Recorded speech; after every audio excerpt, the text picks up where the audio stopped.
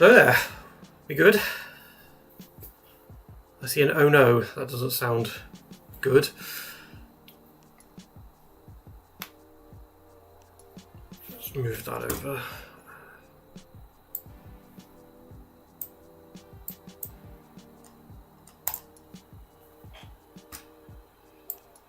Right.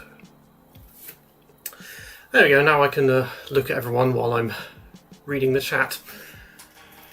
Nice shirt. Yes, thank you. Got this at Goodwood. Cadillac, and I've got a Cadillac cap as well, so I've got basically the full kit.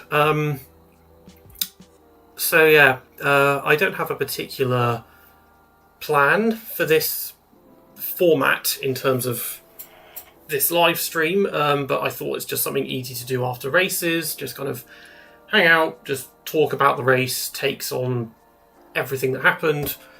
Maybe I'll do the DRS train format that we have where you just kind of go team by team. So yeah, and I haven't done a live stream in well over a year now, I think. But you know, thought I should do this because, well, as you can see, I've got a bit of a different setup going on here. So yeah, at long last, I've moved house and I've been waiting very patiently ever since the pandemic. I have an office and a desk instead of just using like the sofa to make videos and everything. So yeah, that's hopefully means I can do more streams like this. I can actually appear on camera in the videos as well. So we'll see if that improves things with the channel. Let's look at what people are saying. It's a very small screen because I've got the chat up on my new teleprompter, so it's all a bit small. But I'll see what I can see there. Sound looks good. Opinions on the generational fumble from McLaren. I mean, it could have been worse, this race, how it went. I mean, I think Lando did for it pretty well, came through well. Oscar, you know, got passed by Lewis at the end, and, you know, that was that near collision with Charles, but it wasn't terrible on their end. Before you start analysing, how was your Silverstone reunion? Yeah, Silverstone was amazing. People have seen from anyone following me on X will have seen it was pretty expensive, but amazing weekend. My first full weekend in 14 years, because last year when I went, I only did the Sunday, which is not. It's not really worth it to go just for Sunday because it's too stressful and it comes and goes very, very quickly. But it was very, very hot weekend. I got sunburnt quite badly, but you know, the cars look great in person and they sound pretty good as well, although Formula 3 and Formula 2 are actually both louder than Formula 1. But like I did I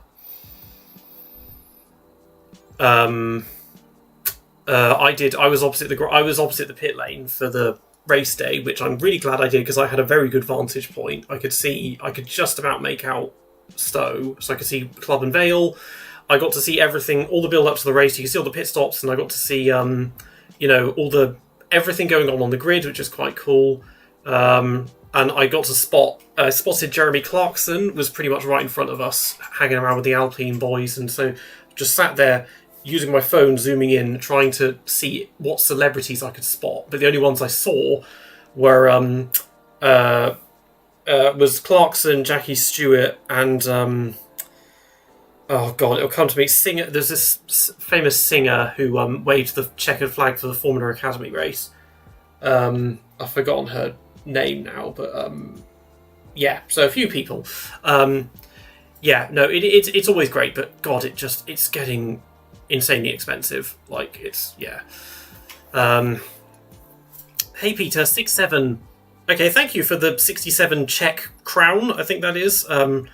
I don't know what the 6-7 thing is. Like, Nedzo keeps using it, and I think it's some Zoomer slang. I don't really know. Like, what it is. It goes over my head, that one. What else we got here? Sales Reunion.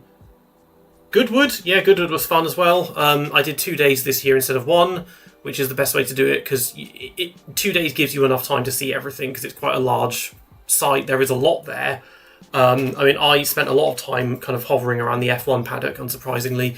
It's quite interesting because you, other than the current like F1 drivers who won't do that, the rest of them will just like wander around while you're there, which is quite fun. So I had like Thierry Boutsen and David Brabham and Jack Crawford and like Frederick Vesti and people like that just kind of walking right past me, which was a kind of weird experience. The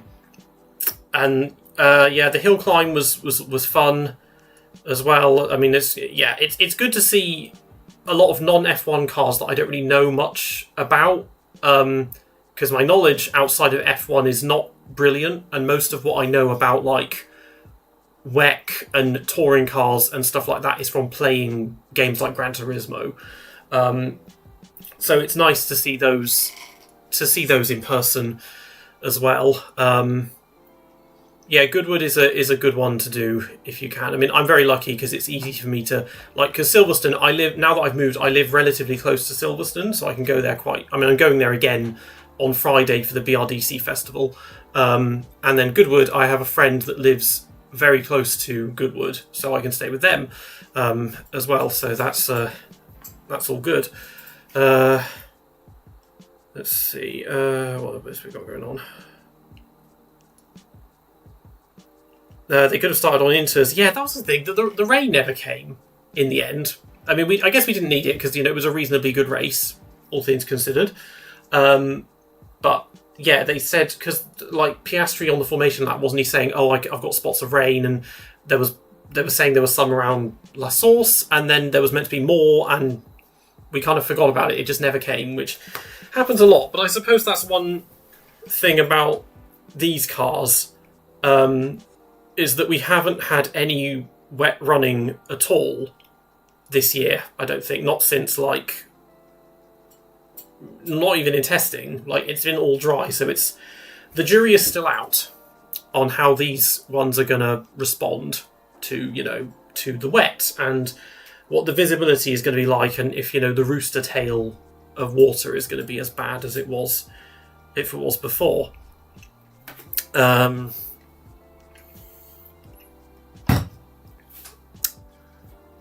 Let's see what else we got. What do you think about the Hamilton-Russell incident on the first lap? Well, I don't know. I mean, give a 5-second penalty, it's fine. I mean, I don't really think it was that egregious. I mean, George, he gave Lewis enough room. He did technically have space to give him more. Hamilton, he just slid. I mean, he was on the rumble strips and just wobbled slightly. It wasn't nearly as obvious as 4 years ago when Lewis did that with Alonso or whatever.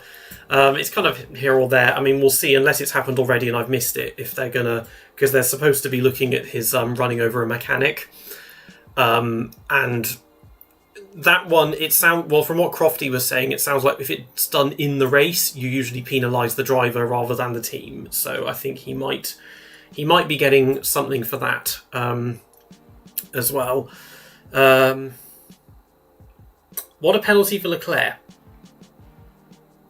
Oh, unless you mean the one he never got. Yeah, for the collision with Piastri, because that was we've seen that quite a few. I mean, another thing actually to point about Lewis, he's been involved in race-ending collisions at Les Combes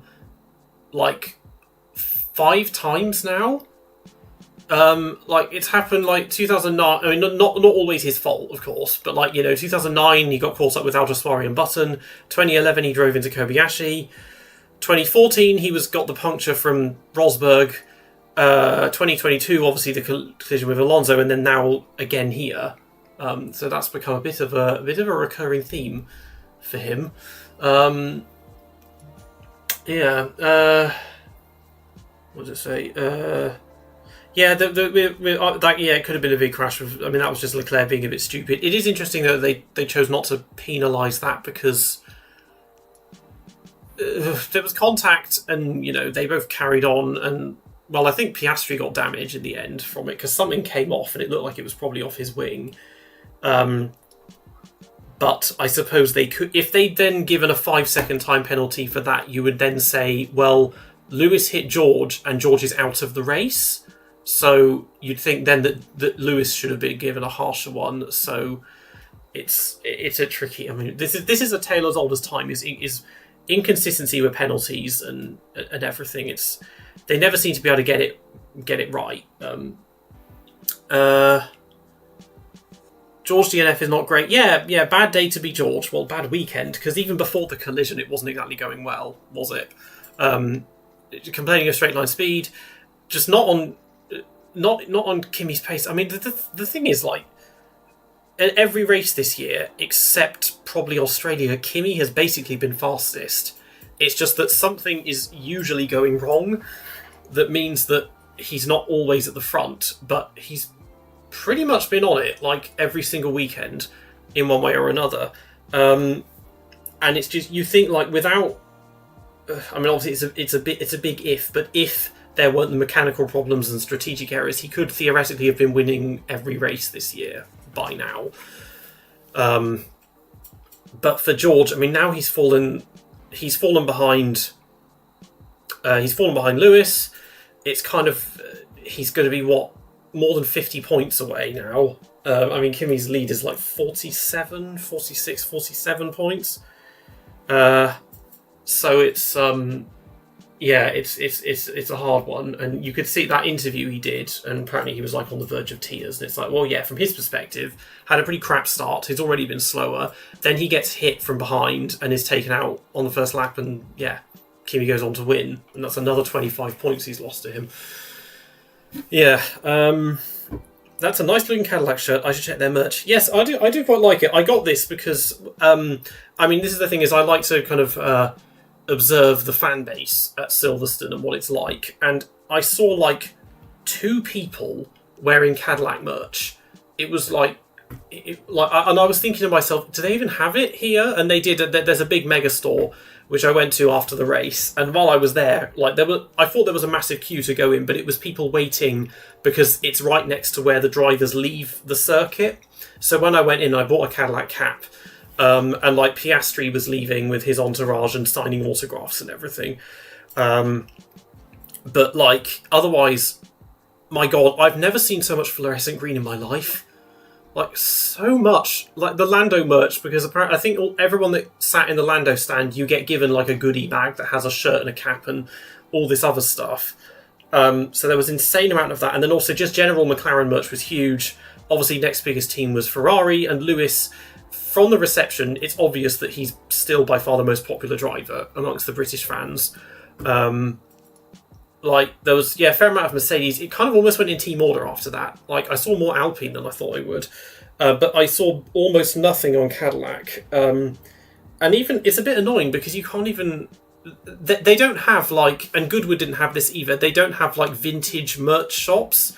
Because when I went in 2011 to Silverstone, they had, like, a vintage merch stall. And I bought a BMW Sauber shirt. And they don't seem to have those anymore because, like, they have official stores for Ferrari and McLaren, and I saw like one for Mercedes, but no other teams got their own stores.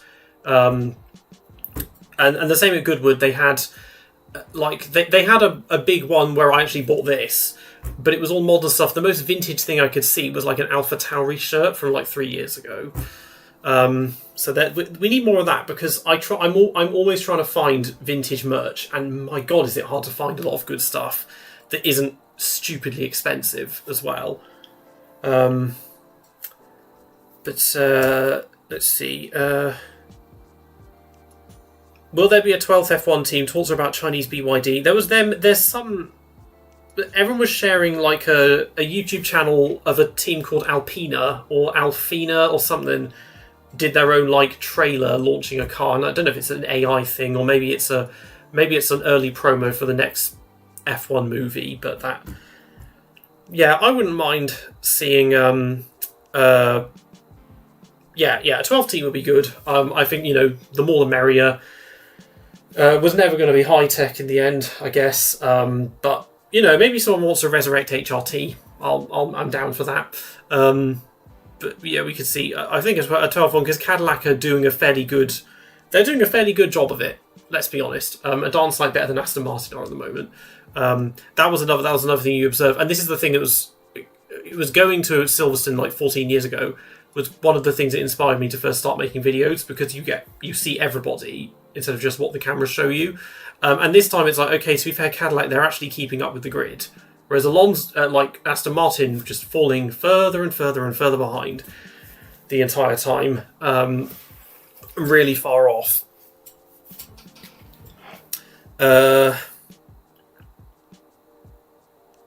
So an old owner in a cafe in New Zealand in a Jaguar short shirt sleeve button up working the coffee machine. I have a Jag shirt, but it's like a polo shirt, and it's also a large, so it's way too baggy on me, so I just don't wear it.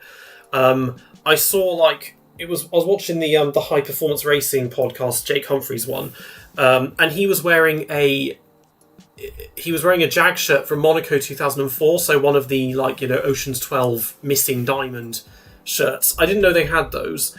I'm desperate to get one, although they are incredibly rare, unsurprisingly, because they were shirts released just for one race. So think how hard it is even these days to get shirts for one-off livery deal, and you're doing that for a race from 20 years ago. But yeah, I would love to get one of those. I need a really, really good Jaguar shirt at some point. That's one I definitely want. An HRT, because all I've got for HRT is the raincoat. Which, to be fair, there's probably 2 of those in existence, but I need a decent HRT shirt. Would be good. Can Franz Hermann win races this year? Maybe. Austria was good until the wing broke or whatever happened in qualifying. Pace, I guess, was okay. Today was fairly good, all things considered. I mean, he only finished about 8 or 9 seconds behind, so. Not really too bad. He'd need to get quite lucky, but it could theoretically happen. I don't think we're likely to see a big comeback like we saw last year, though.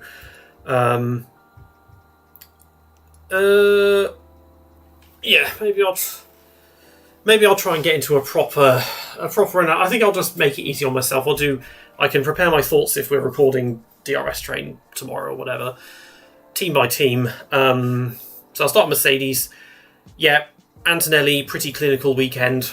It was just nothing really. Obviously, the virtual safety car didn't help, but other than that, he was pretty seamless, very good pace, and really needed that win because a lot of stuff has been going wrong for him. So what's that done to his lead? It's put him on 45 points. Okay. Yeah, 45 points ahead of Lewis. I mean, that's nearly 2 race wins. So it's, he just keep on that, and I think it is looking like he's going to be champion, which I'll take. I mean, he's made so few mistakes this year, and it's just been lots of little things that have meant things just haven't quite worked out. But otherwise, he's been pretty much on it. Something about these cars clearly works really well for him, and just not for George. Because for George, it's really starting to fall apart now. Because even when he won, where did he win? Did he win Austria? Oh God, that's the thing. My short-term memory is so bad. I can never remember races that happened 2 races ago. Yeah, he won Austria, but that was. I mean, that was really weird in qualifying. What we saw there, but otherwise, it's just not working, and also the reliability. Well, he's only had 1 breakdown so far, but that still isn't helping him. He did get screwed in Japan. That's quite early on. There was the safety car, and in Australia, which that was months ago. Well, that was 4 months ago now.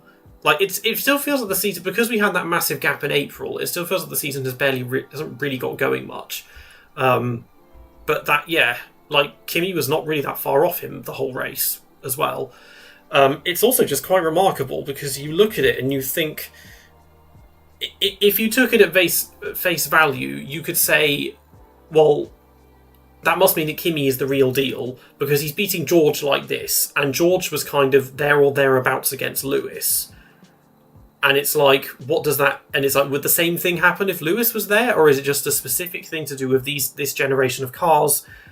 Or it's just a psychological thing, as we saw with Lewis himself, because last year was, by all accounts, his worst year on record. And then this year, he's been feeling a lot better, and things have been going a lot more his way, and he's had several very good races, whereas Charles had a dip, but is obviously... seems to have got out of that now and has had 2 very good races where he's been quite convincingly better than Lewis. So if it is just a psychological hole he needs to get out of, and that I feel like that comes up a lot more now than it used to, and it could be because discussions about mental health and that side of Formula One are way more commonplace than they were a few decades ago. But a lot of it, there's this talk about mental resilience and dealing with pressure, and it's applied a lot to Max's teammates because they all just seem to fall apart against him, except Hadjar, who we'll get onto that, is actually doing quite well. But it comes up a lot now about, it's just like, it's not necessarily there's anything fundamentally wrong with the car or the way they're driving. It's just they don't have the mental strength to quite deal with it. And that was 2016 became that sort of a season because Rosberg was that was where he took in his psychologist and started not sharing a bed with his wife and doing a bunch of other things to try and help him defeat Lewis, and of course it worked. So it seems like that's kind of where that's really what's going on, unless it's literally just as simple as he doesn't understand the energy management nearly as well as Kimi does, and maybe that's part of it. Let's see. Did I watch any of the F2 races this year? Well, I saw the ones at Silverstone, of course. I've watched very little of the rest of it because it's kind of laziness, and also F2 has really declined. It's just not, I can't really take it as seriously as I used to be able to anymore. It's because it seems, we all know, the Mechachrome engines are bullshit, and entire championships are decided on the fact that the cars don't have anti-stall for some reason. And even if you win the championship, that's no guarantee that you'll even go to Formula One. So it just feels like it's almost just kind of pointless watching it at the moment. And in terms of what's happening this year, like Solov is doing insanely well. Kamara as a Ferrari junior at this rate is probably going to take over from Ocon in the Haas. Solov, I would say he's just going to go up to Racing Bulls and join Lindblad, but Lawson is doing quite well as well. But then also, he's not really. He had his chance at Red Bull; it didn't work. They're not going to put him in place of Hadjar because Hadjar's doing quite well. Lindblad is doing very well, so he needs to start looking somewhere else and get out of that because it's not. There's nowhere to go now because the idea is that you prove your worth and then you go up to the big team and you don't go back and try again and do what Ricciardo did. That's not how that system is supposed to work. So yeah, I think we'll see. If we'll get 2 at the most, and it'll be Kamara and Lindblad that come in next year. Could it be the brand change of brakes for Hamilton as well? Well, yeah, that was the main talking point after Monaco because he'd switched from Brembo to Carbon Industries brakes, or he switched the discs but kept the calipers as Brembo, and it did seem to work for him. And Leclerc had a car crash, a literal car crash of a Monaco Grand Prix, and then and now Leclerc has done the same thing, and it's turned things around. First and then second. Now he's doing well again. So I think the brakes is a lot of it because he switched because Carbon Industry brakes are the ones he'd used at Mercedes for a long time. So it's understandable that he'd want to use that. It is interesting, actually, though, that he was able to compel Ferrari to make that switch because they've had Brembo brakes for, 50 years now. And Ferrari, they don't like to give up on their partners like that, and they like to stick in their ways, and so he clearly has a lot of influence, which partly isn't surprising, but then also is if you think that he's still kind of nominally the second driver, as it's always been Leclerc's team.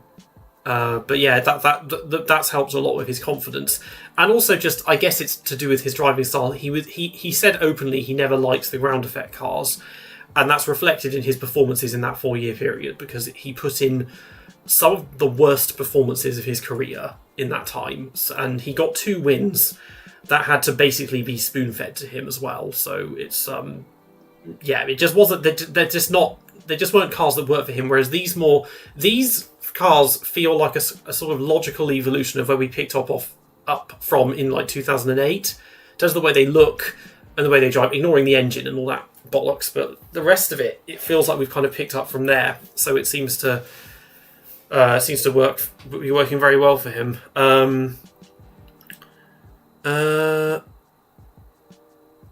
Supreme, where does Lawson go? Is there a team that will take him besides Haas?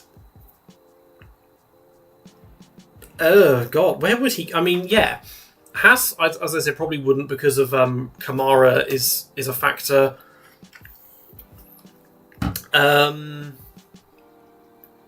Williams, if we are to believe that Sainz is getting fed up, but then Sainz isn't going to leave because he's got nowhere to go as well.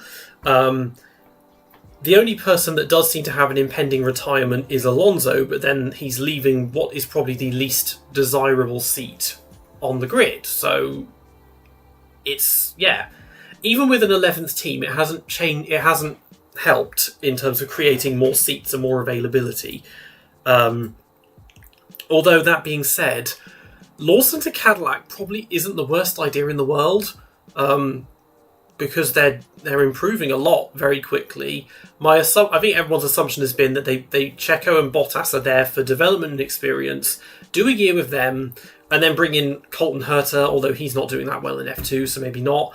And then try and use someone like Lawson. Could work quite well there, to be honest. Would a 12th team hire Ocon for his experience? Maybe. And to be honest, I don't think Ocon is like washed or finished completely, because at Alpine he was amazing. Like, him and Gasly together were supreme, and obviously just things fell apart with their relationship, and Ocon did seem to get kind of scapegoated a lot by the management there. I can't remember the names of half their team principals because they went through so many of them. And yeah, it's not going brilliantly, but then Behrman himself is pretty good. So yeah, he's not done yet.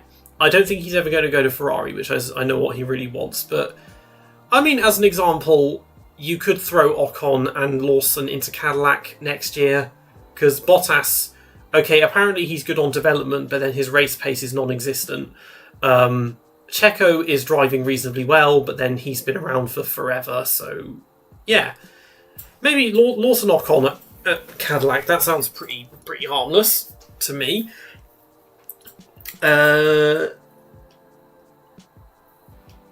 Hopefully Stroll goals.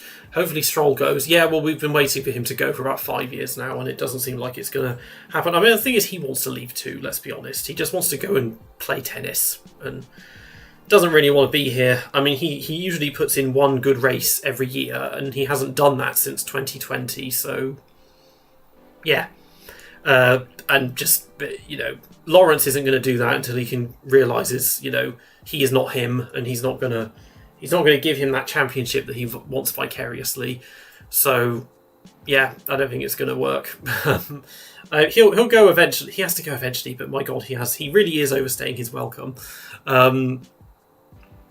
Okay, so I think I said most of what is to be said about Mercedes. Ferrari, yeah, I kind of mentioned a lot of stuff already, but I think everyone did get a bit ahead of themselves after Lewis won in Spain, suddenly thinking that he's on it for the championship. Because the thing is, even if there are further reliability problems for Antonelli, it's not really enough, especially if he's going to have days like this, because suddenly Leclerc is up there again, so he's got him to deal with. And then it's just he's making like today was a bit. He had a bit of an error-strewn race from him, and the pace just isn't there generally because we saw even in Silverstone. I was expecting him, before the weekend began, I was expecting him to win the race because it's Silverstone and because he was on such a run of form. And then, he got pole in the sprint, lost to Antonelli, and then in the race, it just didn't work out either. And I mean, I don't think anyone expected Leclerc to drive that well. It's just not, he would really need to be seamless and he would need to really capitalize every time things go wrong for Mercedes because so far, in terms of, even in Barcelona, the jury's out in Barcelona if he was genuinely faster on race pace or if it was more that Mercedes just freaked out and ended up copying his strategy. And then George in the middle sector was really slow. And then that virtual safety car came, which gave him a big buffer. And then Antonelli retired from second anyway. But otherwise, they've all been much faster. I mean, Monaco, that was such crushing race pace from Antonelli. And such a revelation and a breath of fresh air in Monaco to see people actually pushing instead of just holding everyone up and going as slow as possible. But otherwise, they're doing fine. But it's now getting it's getting interesting because Red Bull and McLaren are very, very close to them. So I think Lewis would really have his work cut out. But it seems unlikely that he would take the title. Constructors' Championship on?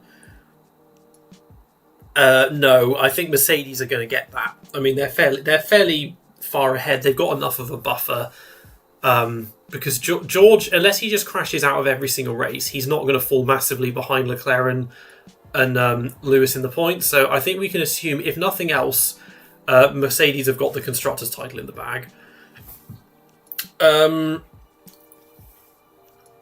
Yeah, but also, I mean, today as well, it felt like a bit because again in Spain, his race engineer was giving him loads of encouragement, and they were listening to him on strategy, and then now this race, it was back to Lewis complaining that they've done everything wrong, and we're getting back to the classic Ferrari strategy mode as well, and so yeah, there's going to be more of that, I think, as the season goes on. Why FIA counts difficult way pit lane speed limit in Monaco? If you're talking about all of the speed limits, wasn't it because the speed limit violations? Wasn't it basically because effectively people were cutting corners slightly in the pit lane because the exit, when you leave the pit lane, it curves around the Cadillac box, and some people were just kind of cutting that instead of staying in the lines, which meant that they weren't technically moving faster, but if speed is distance over time, they were covering a shorter distance in the same amount of time. So it meant that they were technically going too fast. I think it was more that rather than because if it was like a software error, it probably would have picked everybody up. I think that's what came out about it. Why did FIA give permission to lap drivers when Sainz was in the pit lane and got 1 lap penalty? I didn't know you could have 1 lap penalties. That's a very new thing. That was a funny one in Silverstone. Because in the past, we complain about, these days it's only 5 or 10-second penalties. And obviously, Spa 2008, Lewis got that 25-second time penalty, which used to be very common back then. But back in the 1970s, you had drivers getting 1-minute penalties, which is a bit much for jump starts as well. Whereas these days, a jump start is usually a 5-second time penalty or something. But yeah, the 1 lap penalty, I've forgotten the exact circumstances behind why they did that to him. I mean, he was outside the point, so it didn't make any difference in the end. But yeah, it was all a bit fishy. And again, they didn't... I think I should have looked into this. Obviously, there was a massive groan in the grandstands when they said safety car in, and then suddenly the safety car stayed out. Somebody posted a picture of a marshal chasing a Ferrari umbrella through the gravel, and I thought maybe that's what it was, but apparently it's because they realised they hadn't done the rule that when the lap cars unlap themselves, you have to then do another lap, which is a stupid rule, which we need to get rid of. But maybe that was why, because if you're going to... There clearly weren't any hazards or anything obstructions on track, but they just decided to end it that way. Ferrari is in with the FIA stewards as we speak. I'm assuming that's about Lewis's impending penalty. Maybe I need to have a gander. F1 Twitter. See any updates on that. I can't remember the last time we had a post-race penalty for being... Because obviously mechanics getting hit by drivers doesn't happen that often. It usually ends your race. So I don't know what the... But in most cases it's a fine because the driver, Lewis, would have been responding to the signal unless there's any evidence that he sort of jumped to the exit or whatever. So then you'd say that, but then there's a lot of things they do where it's like actually the team did something wrong and then the driver receives the punishment. So I don't know.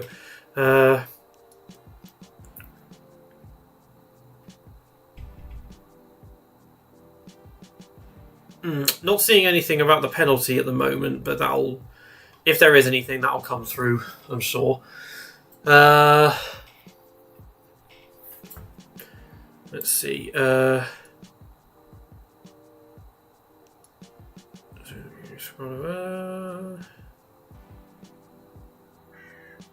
Carlos pitted while lapped, and since Silverstone pits, he was ahead briefly, and the automated system got as unlapped while he really wasn't.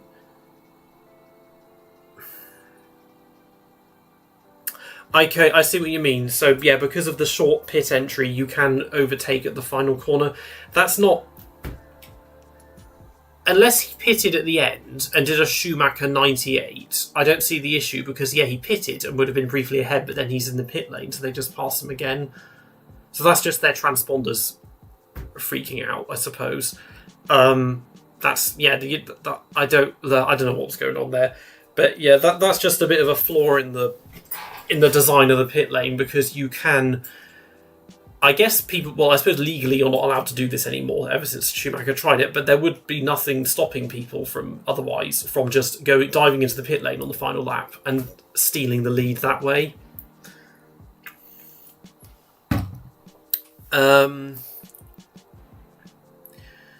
Who's after Ferrari? Red Bull. Well, Red Bull, they took off the wing, didn't they? Of the Macarena wing off of Max's car because, you know, it seems to keep causing problems for him, which I guess is understandable. It doesn't seem like it affected them too much in terms of performance getting rid of it. Because, yeah, Max was qualified second, finished third, so the race pace wasn't quite enough, but, you know, otherwise he drove pretty seamlessly. I'm quite enjoying Hadjar. I mean, he went from the back to 6th, or 7th, wherever, 6th or 7th. He really is doing the job. I mean, yesterday, you know, he did it perfectly in terms of giving a tow to Max, and he just had the pace. Because if this was like Checo 2 years ago, he'd have started last and finished last. And Hadjar did everything he needed to, and he's ended up being quite close to Max in the points simply because Max's car brakes a lot. But I'm very impressed so far. He seems to be able to get around it, and I guess the car probably has more neutral handling characteristics because Max is complaining a lot, and so they probably deliberately not kind of tailor-made it so much for him because of how much it affects the second driver, and yeah, that seems to be working for them as a team, even if Max is getting annoyed. 6th or 7th, there goes 6. Didn't Verstappen get a penalty for unsafe release due to the pit signal failing Bahrain last year? Last year. I can't remember any Bahrain races at the best of times, let alone last year. Didn't Lando got a penalty for a jump start? Don't really remember anything else about Bahrain last year. You mentioned Russell's lift at Austria during quali earlier. Have you watched the explanation video of why they were lifting before the finish line at Silverstone? I didn't know they were lifting there. I mean, this is the other thing about when you go to a race live. it's quite easy to actually be not really in the know, because ironically enough, even though it's happening right in front of you, you often know less than the people watching at home, because you don't always have access to the radio messages and to all the analysis and everything else.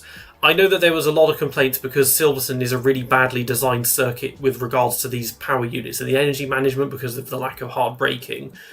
But I didn't know everyone was like lifting off. It didn't sound, because I was sat at the final corners, it didn't sound like they were lifting off in the race or anything. Oh, Kimi and Russell were lifting before the finish line. Oh, yes, okay, I know what you mean now. It's something to do with doing that would end up somehow going slower makes you go faster because you save more energy. Those are the tricks they have to play now, I suppose. And yeah, it's not well. No one likes doing that, but that's how it is with these cars. Even though it would. I think everyone would prefer it if it's like, no, just go hard and fast all the time. Certainly. I know there's been funny things in Max because of his manager was seen with McLaren folk, I think, and they're talking about swapping him with Piastri or putting him in the Mercedes. I feel like at this point, because those teams are all fairly locked in with their drivers, I think Max will just retire before he goes anywhere else. He keeps... I don't know if it's just him trolling the media, but he's constantly talking about retirement. And he's as competitive as he is, he's insistent that he's achieved everything he's ever wanted. He doesn't seem interested in breaking every record in the way that someone like Lewis is. And, you know, he loves his sim racing. He's been dabbling in GT3 and is evidently very good at it. He's got his esports team. He's got all of that. He's got so much to keep him occupied with when he's done with F1. But yeah, he does love a good moan and he does love to complain. I don't really mind because at least he's you know, speaking true to power, and he's saying what a lot of the fans are thinking. And I think as well, he loves to just play games with the British media because there is like a mutual hatred between them at this point. I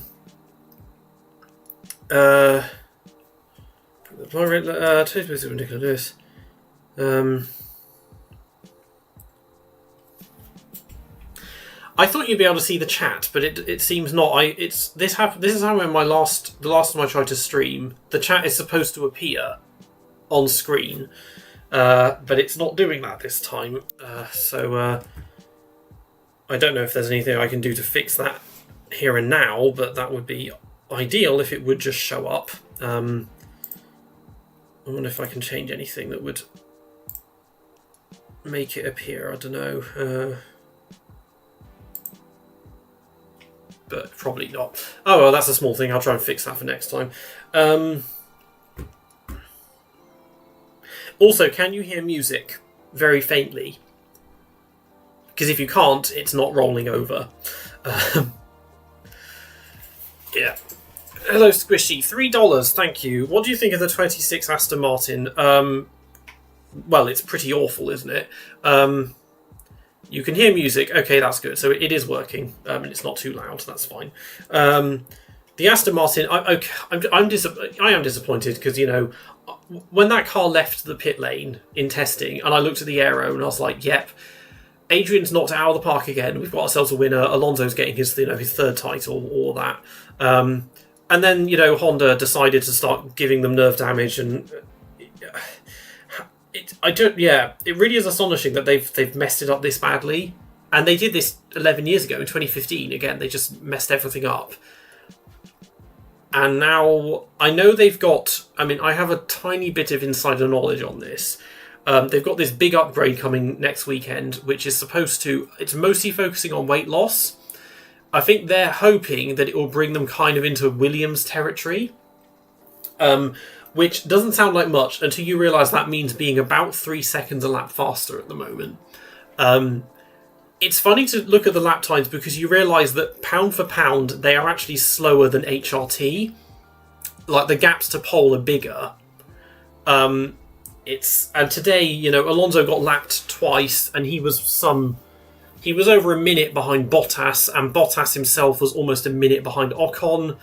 Those are the kind of gaps that you used to see from like Marussia and HRT, because the blue flags just seem to stretch everything out, and you get like 20 laps of proper running, and then you just have blue flags for the rest of the race. So it's pretty. I mean, they're all very pretty cars, but it's also I'm astonished that Alonso is actually willing to put up with this. I really did think when we had that 5-week gap in April, I really did think he might call it quits, because he just had his first kid, and the car is terrible. And you would think he's obviously he's hanging around to get another win or another championship. It's not going to happen unless he knows that they're going to pull like a Brawn GP next year. It's not going to happen, as amazing as it would be. He just feels like because he's outside of F1, he has his own karting circuit, I think, and he has his driver management program. He's got a kid now, but like that's other than that, he's not. Maybe he's just scared of giving this up because he's been doing it for so long. I don't know, but it's such a... his career, it's the way it's diverged from someone like Lewis, because Lewis's team transfers seem to always work out, and he always ends up in a car which is good enough for wins, or at least or podiums. Whereas Alonso, it's getting worse and worse, and so he's ended up in the worst car of his career. Like, if you look at the pace, it's probably worse than the Minardi in 2001. So he just... It's just a constant struggle, and he's never really had a dominant car. Because, like, 2005, the McLaren was definitely faster. It just broke a lot, which is what gave him the championship. 2006... the second half of the season, Ferrari had the better car after they had their tuned mass damper taken away. 2007, there was hardly anything in it between McLaren and Ferrari. I mean, the McLaren had a very small advantage, but then even then, you know, we all saw what Lewis was like, and we couldn't exactly run away with it. Other than that, like, it's just been driving like some bunches of tractors into positions they shouldn't be. Like he did with those Ferraris and stuff, and he had a very good first few races in 2023. But he's never had that chance to have just a really crushing, dominant car. Whereas Lewis and Max and Vettel and everyone, they've all had that, and they've all been beneficiaries of stat padding as a result. I'm glad he's hanging on for the rest of the season, because imagine someone like Jack Crawford trying to fill that spot. Yeah, I mean, Jack's a good paperweight. He was at Goodwood. I mean, I saw him a few times, and he was going up and down the hill. But, like, is Felipe Drugovich part of that team anymore? Because he was added after again, he's another F2 champion that just went nowhere, because he won it and then they put him in their program. But now Jack Crawford seems to have jumped in front of him. Jess Hawkins, again, she's, you know, it's good for PR to have a woman on the team, and she's driven the car a few times, and she was at Goodwood as well. But otherwise, we all know it's like either Alonso needs to quit or they just need to give up on Stroll. But then if they do that, Lawrence might leave, and then the whole team collapses because they need to find a new buyer. Drugovich, Formula E, yeah, that sounds about right. Formula E is a graveyard for, you know, washed midfield F1 drivers and drivers who were never good enough for F1. What if you had gone to Red Bull in 2010, Alonso? Well, yeah, that would... Well, probably have won...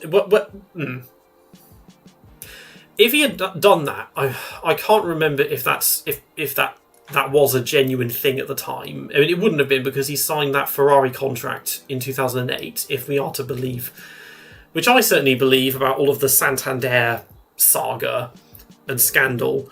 He would have gone, presumably in place of Mark Webber. That would have been interesting.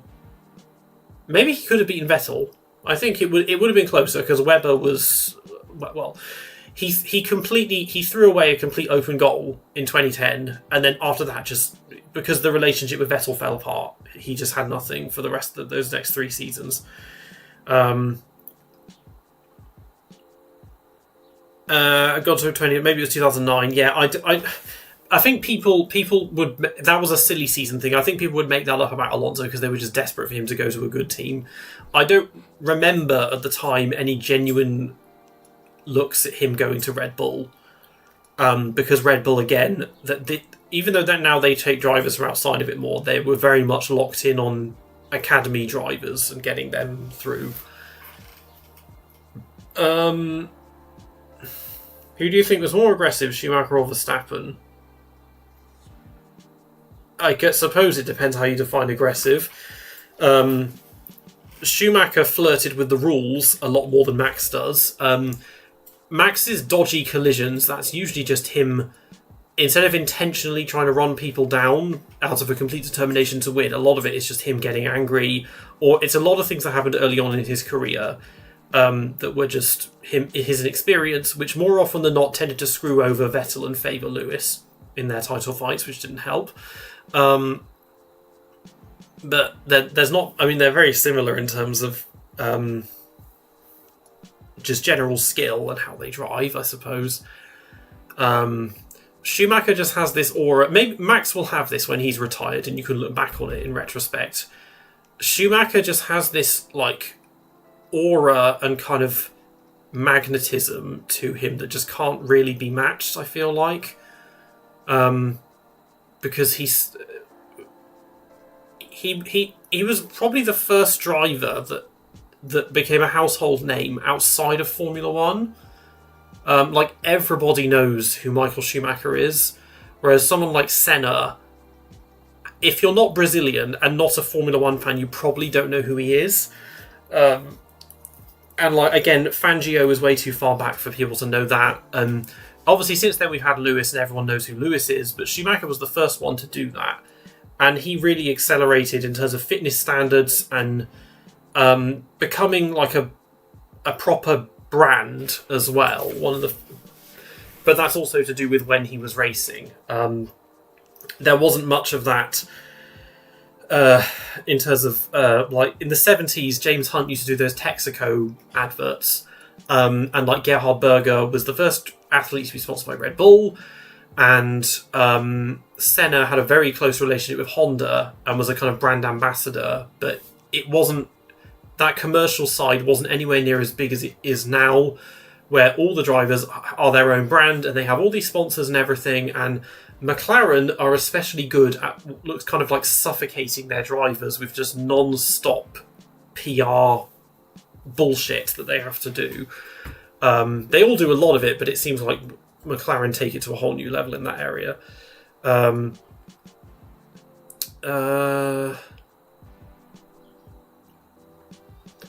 person who having a discussion is strong, but I want to know your thoughts on. Do you think the FIA is biased towards anyone in particular? Because I've seen people arguing that the FIA is overly happy to penalise Hamilton specifically. I would argue that if anything, they're biased towards Lewis, because he seems to get himself in trouble more often than you would think, but then often gets quite lenient penalties. So, yeah, I wouldn't say... I don't think they... Yeah. I don't think he gets targeted specifically. Or, yeah, I would say more often it's he doesn't get penalised when he should. I mean, today, I don't know. With that, I think it was fairly on the nose with that collision, but I guess their argument was, even if Lewis himself didn't make any kind of error, the end result was that he carried on and George is out. So you have to do something with that. But I don't know if it's so much that there are certain drivers they don't like, or if it's literally just that because we have different stewards and they're on rotation that they have different standards, and that creates the inconsistency, which I think does happen as well. Audi,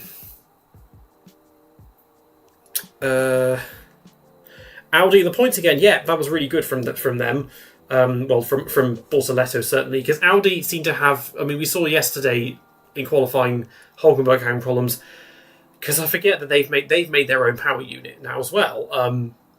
Every weekend something seems to go wrong in terms of reliability for one of those drivers. But yeah, Bortoletto's doing pretty good. I mean, he's not exactly... I don't rate him particularly high. He's just another okay Brazilian driver. So yeah, but otherwise they're doing reasonably good. I mean, they're doing better. If they're doing better than last year and before that, they were where Aston Martin are now. So yeah, they're doing okay.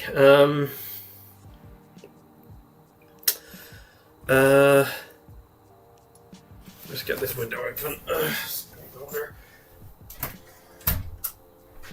Let's get a light on.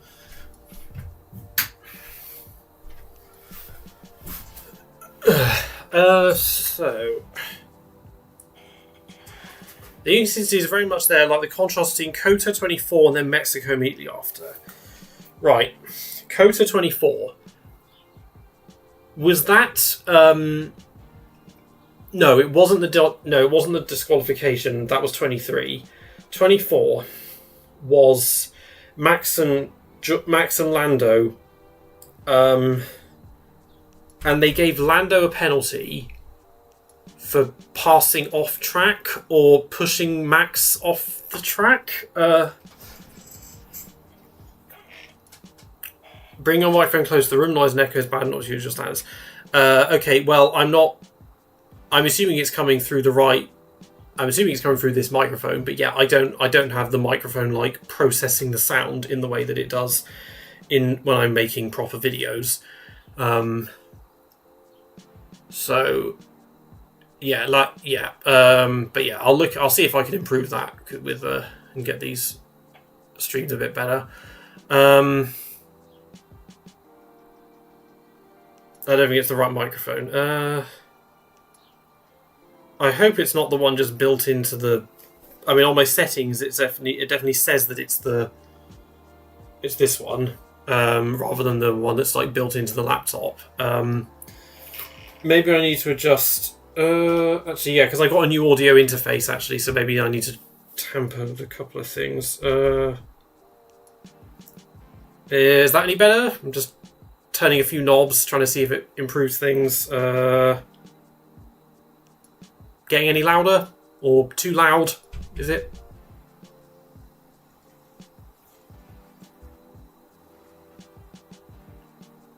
See if I get a response. Have you been to Monaco? No. Not been to Monaco. I don't travel much.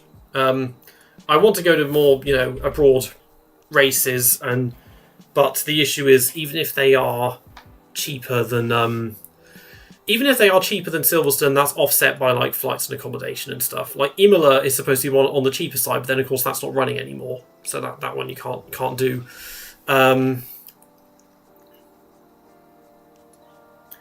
The race coverage was so bad. We told the top 5 hot lap and that's it. Yeah, there was all those midfield fights.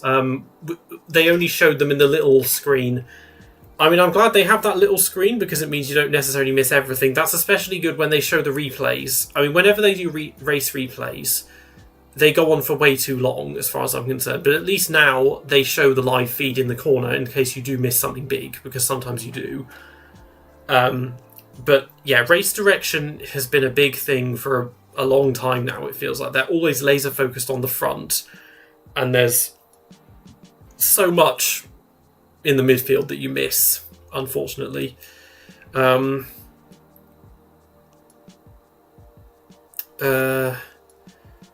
got the penalty. Yeah, so back to that, Kota and Mexico.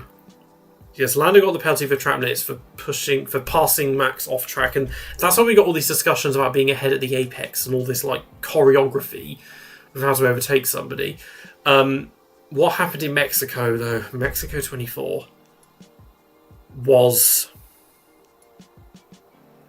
I think that was Checo, or was it 23? Was when Checo crashed at the start. Mexico 24. Can't remember.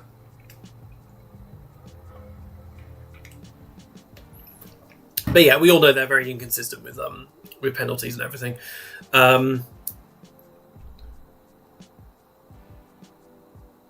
Max shoved Lando off track and went wide. Oh yes, now I remember. Yeah. Yeah, I mean, that was obviously pushes him off and passes him off, so it should have been penalty. I can't remember if he did or didn't get penalised for that, but yeah, they're just all over the place. The Colapinto double overtake was never shown, for example, only a little glimpse of it from Lawson's onboard. Yeah, I only just caught that one. It sounded a bit like 2000, the famous move everyone knows there. The Crash Open Language Mexico, yeah, 2023. Yeah, I thought so. What team am I on next? I'll try and keep this structure going. 2023. 2023. McLaren. Yeah, as I said right at the beginning of the stream, like Lando did well to recover and was obviously. You would say, I mean, Piastri was doing quite well until that collision, and then he took damage, and then the pace went out the window. But Lando, he had the slow pit stop, but otherwise, he made lemonade from lemons. Their pace is good. They're not race winning good, but they're there or thereabouts with Red Bull and Ferrari at least. But I'm sure he knows it now. But it does not look like Lando is going to be getting that second title, at least not this year. And it makes you wonder how he'd be feeling right now if he had lost it to Max last year. And then it's like, now I've lost my chance because we don't have the car anymore. Is Russell the new Ricciardo? I wouldn't quite say yet, but it's just... we seem to see this a lot now, that when you get drivers like Lewis and Max that basically monopolise the front of the grid, you really have to just take your chance where you can and get that title, because you might not get another chance. And we've seen like Leclerc has been just coasting now for years, and he's supposed to be a multiple champion, hasn't come anywhere near any titles. George is kind of old news when 5 years ago he was like the next big thing, because Antonelli's come in and got and that. And yeah, Lando just about pulled his one. I mean, with him, Piastri was amazing and then kind of fell off, and now they're just there or thereabouts with each other. But Piastri kind of came in and usurped him for a bit as well. And for all we know, Lindblad is going to come in and start usurping Max and Hadjar and everyone else. Yeah, the drivers, they're just getting younger and younger, and the standard is getting better because we're much less reliant on pay drivers than we used to be.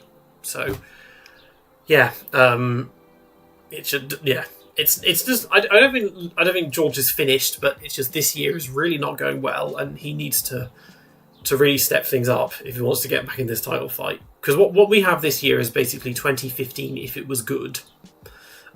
Is the best way I think to describe it.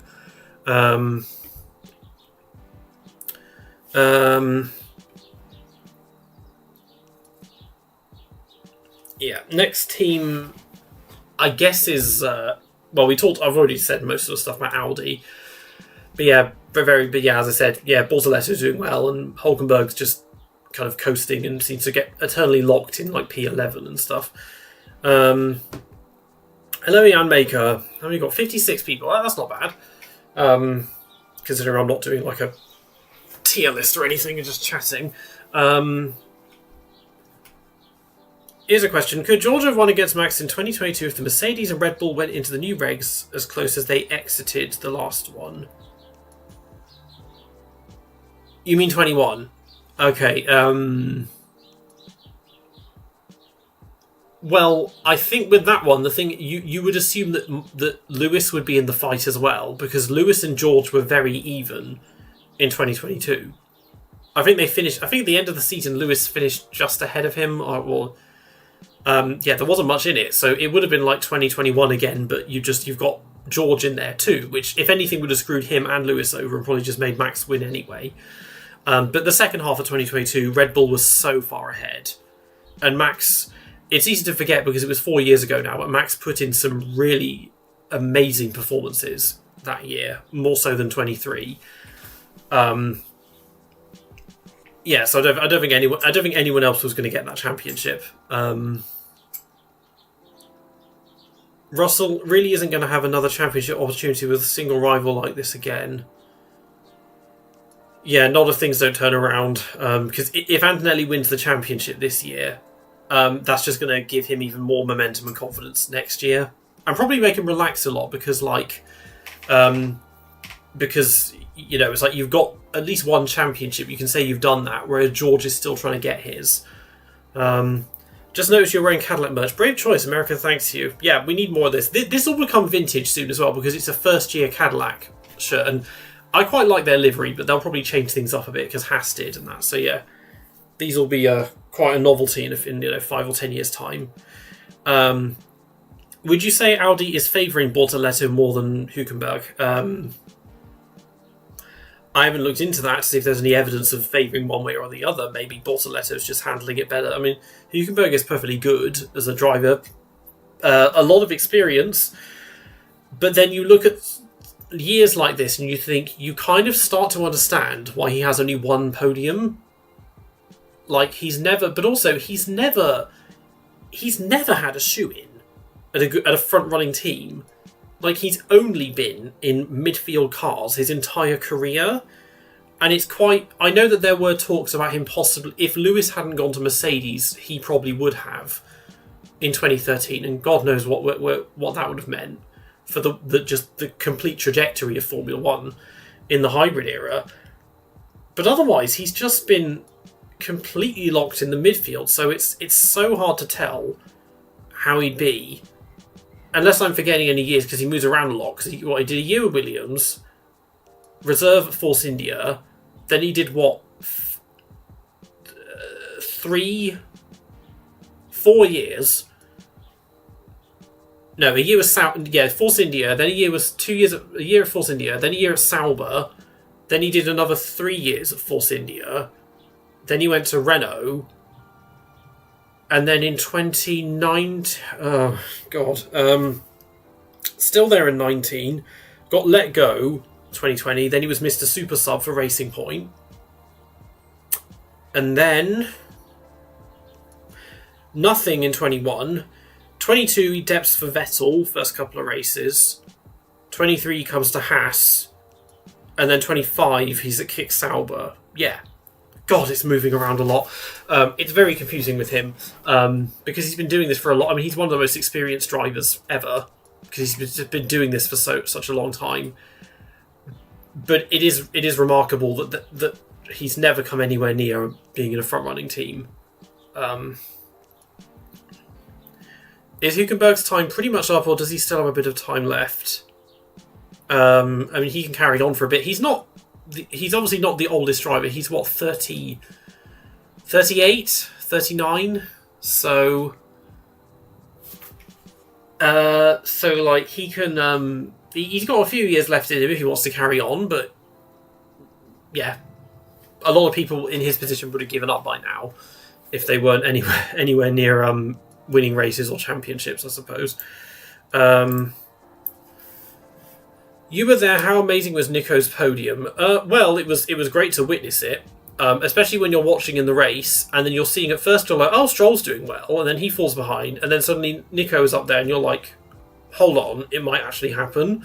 And then the last few laps, we knew that Lewis was catching him, and then Lewis had an off and fell away, and it's like, okay, we're actually going to get the podium suddenly, and it doesn't really feel like it because when you watch races live, it doesn't feel like you're watching the actual race because you're so used to watching it on TV. Like 2011 and 2012, both times I went, because also back then, at least at Silverstone, they've got like 4G coverage, which most of the time works quite well, but when everybody is in the grandstand and there's nothing happening on track, you cannot get any data because there's just too many people using it at once. In 2011, 2012, there was no, like, it would have been 3G back then. There was none of that at all. So the entire weekend, you're just basically off the grid and you don't know what's happening. So yeah, watched the race, went home, and then watched the race again on TV to try and connect the dots. But I remember it seemed to be... It was received a bit less enthusiastically than I was expecting, but also the general reception to everything in that race wasn't what I thought it would be. Like, the atmosphere wasn't really there from the crowd, even though it was a really good race. Maybe I was miserable because we got the rain kept coming and going, and we were on an open grandstand and I got soaked a lot. But 2011, 2012, the hype was massive. Like, the enthusiasm was enormous, even though there wasn't there was not a sniff of a chance of Lewis or Button winning those races. But this time last year they just didn't seem to care as much. This year it was better. There was a lot of enthusiasm and stuff. Yeah, it was just a tad anticlimactic when you were there in person, actually. Hülkenberg is a good driver. He's demonstrated that he'd be solid for pretty much any midfield team, but he hasn't demonstrated enough to get a seat at the top, and now it's too late for that. Yeah, it probably is. It's just, like I said, it's that if one of the big teams was gonna look at him, they probably would have done it by now. How much does Hülkenberg's experience factor into the fact that he's still in the sport rather than outright pace? I mean, his pace is not terrible, but obviously his experience is gonna count for a lot. I have no doubts he's perfectly good on things like setup and development, and that's probably why they want him there. He does seem to be a fairly technical one. I remember he gave some when he was on Beyond the Grid, he had some quite erudite complaints about the hybrid era cars, like the narrow body ones, 2014 to 2016, just explaining why they don't drive well because of the lack of torque and rear end grip and everything. Which was quite a good summary of why they were just so slow, and a lot of people didn't like them. And it's like, oh, well, you think those bad? Wait till what's coming in 26. Is he good in the rain? Well, his podium last year, that was in the rain, or at least partially in the rain.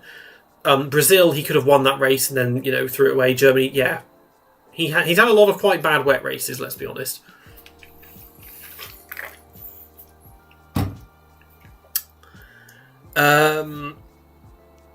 Who's next? Racing Bulls. Are they still racing? They are still Racing Bulls. They're not RB. When I listen to them as a constructor, I usually just call them VCarb. But, yeah. Okay, well, one thing, again, this is a Silverstone thing. Their cars are very pretty in person. Like, they really do look fantastic, the Racing Bulls, with those big, sporty rims and everything. They're doing pretty good. Lindblad for a rookie is doing pretty decent. And Lawson is there. I mean, there again today he fell behind, wasn't really as good as Lawson was, and as Lindblad was. And they had their own battle, but they were battling a bit, and he fell behind. But they're basically top of the midfield. They've had 3 pretty clean races, like Austria and Silverstone. They were running in formation and that at the top of the top of the midfield. That was a fairly decent performance, fairly clean. But as I've said before, if I was Lawson, I'd be thinking about somewhere like Cadillac maybe, instead of hanging around for too long. Lindblad had yes, of course they gave him the upgrades. Wasn't it because he finished ahead in Austria, or because he finished ahead in Silverstone, they gave him the upgrades first today, which is funny because, I mean, we act like Lawson's experience. This is only his third full season. Again, he did a bit, yeah, it is, second full season. He did a bit in 23, a bit in 24, and then 25. Yeah, so he's not massively more experienced than Lindblad, and as if you look into it enough, obviously he's basically only here because Yuri Vips isn't. So yeah, that's interesting that Lindblad got the upgrades first. It was race quali in Silverstone, which might have been the only part of the weekend where Arvid outperformed Liam. Race? You mean the sprint race? Surely. Race quali hasn't been a thing since 2022 when they changed the sprint race rules. How they didn't see at the time when they first designed that, how badly thought through it was. Because it was like, oh, the top 3 get points. It's 3-2-1 for points. And if you crash and finish last, you have to start at the back. So there's no incentive to take any risks. if you're outside the top 3, because even so, you're going to get like 3 points. And it was just such a stupid way of doing it. At least this way it works better, even though I don't think we should really have sprint races at all. But they've at least got a format that more or less is reasonably sensible.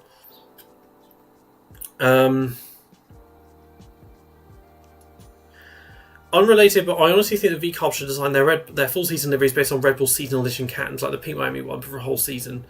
Yeah,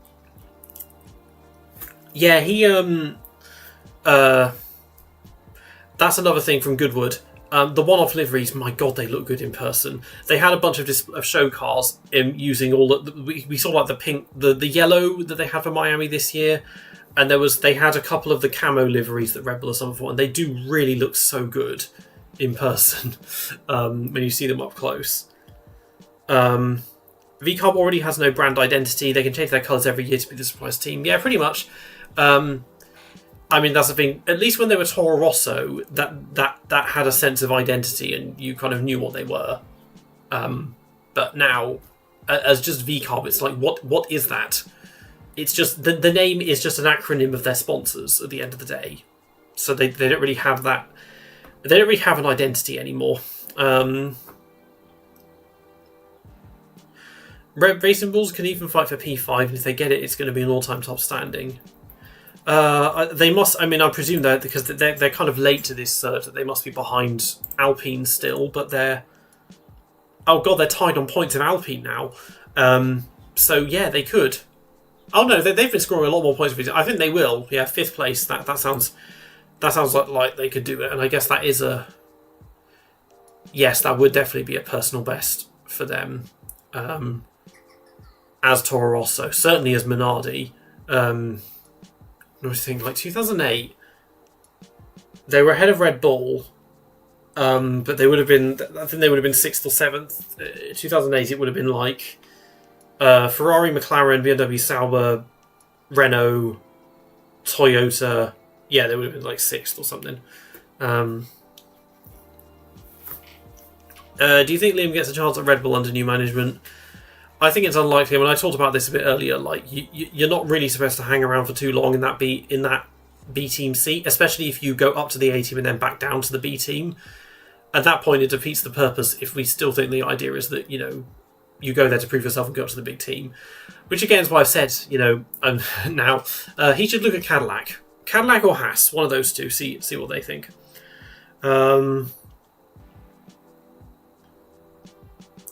Who's next?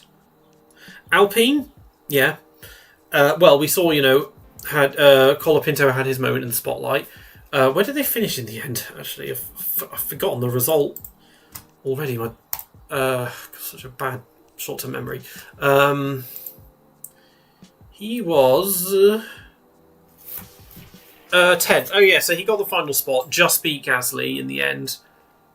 Oh yeah. So that he did have that little train. Also, yeah, so Hulkenberg right there. So a little 4-way train. Yeah. So Franco, that was a pretty good performance. He's had a very good season. Hasn't been as good as Gasly, but he's been an enormous improvement because last year just wasn't very good. I mean, the car was awful, but didn't help. But he wasn't really standing out that much. And this year he is. I don't rate him enormously. I think he's good enough. I don't think he's a star of the future in the way that a lot of his home fans seem to think he might be, but he's doing good enough, and he can stick around with Alpine for a bit. I think they like to keep him on. Gasly has been supreme ever since he left Red Bull, but he's just been locked in with midfield teams. But I think you can see. I think that there's going to be room in the future for one of the big teams to maybe consider Gasly. Thoughts on the Aston Martin upgrade coming? Well, I've mentioned before that it's mostly about weight loss. Will they give Alonso a car to win the World Championship? I don't think it's going to be that good. In any other season, when you claim it's going to gain you about 3 seconds a lap, that probably would be good enough. But in this case, it might bring them into like where Williams are. So they're still, even though they have a point in Monaco, they're still not fast enough to score points, but they can at least keep up with the rest of the grid. Are you going to make an explaining or ranking every Ferrari engine? I haven't done a ranking for engines, like, ever. I don't know how I do that as well, because it's like, in most cases, each season, the engine changes. Rather than just like, oh, well, then when they had their V12s and then they went to V10s and stuff. I probably, yeah, because I've done videos on the turbo era. That's my only big look at engines so far, isn't it? That and the V10 era. It's been in the back of my mind, because I've done ground effect turbos and V10s, that I should do a general history of like the V8 era. So 2006 to 2013. Also because, you know, I was watching F1 then. It's like my favourite era of Formula 1. So I think I might do that at some point, certainly. Alonso said the race in Barcelona this year will probably be his last one. I think that was a little bit of trolling on his part, because we're not racing there next year. We've got, I think it's the case that it's just that Madrid new circuit we've got next year, so there is no Barcelona race next year. So that's his basically way of saying that it's unlikely he'll be here in 2028, which, even if things are going well, sounds kind of reasonable to me, because he'd be, if he was still here, he'd be retiring at 47, which is pushing it. I mean, Kimi was 42 when he retired. Lewis is currently 41. 47 is kind of what like drivers in the 1950s were when they were retiring. Yeah. Color Printer brings a lot of money. Yeah, Mercado Libre, of course, these are big. He's got the backing, but he's got the speed to match it. So, yeah, he's just fine for that.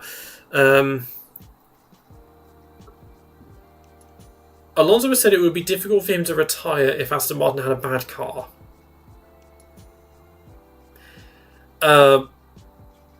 Unless he has a lot of brand loyalty, that doesn't really make any sense. Unless he thinks, I need to be here to try and help them improve, because otherwise anyone would say, well, the car sucks, so I'm just going to go because this isn't fun. He would retire if he was given a good car and won his... Oh, yeah, well, okay, well, if for the perspective that he's still trying to chase that third title, I can understand. Because someone earlier in the chat mentioned about the Triple Crown.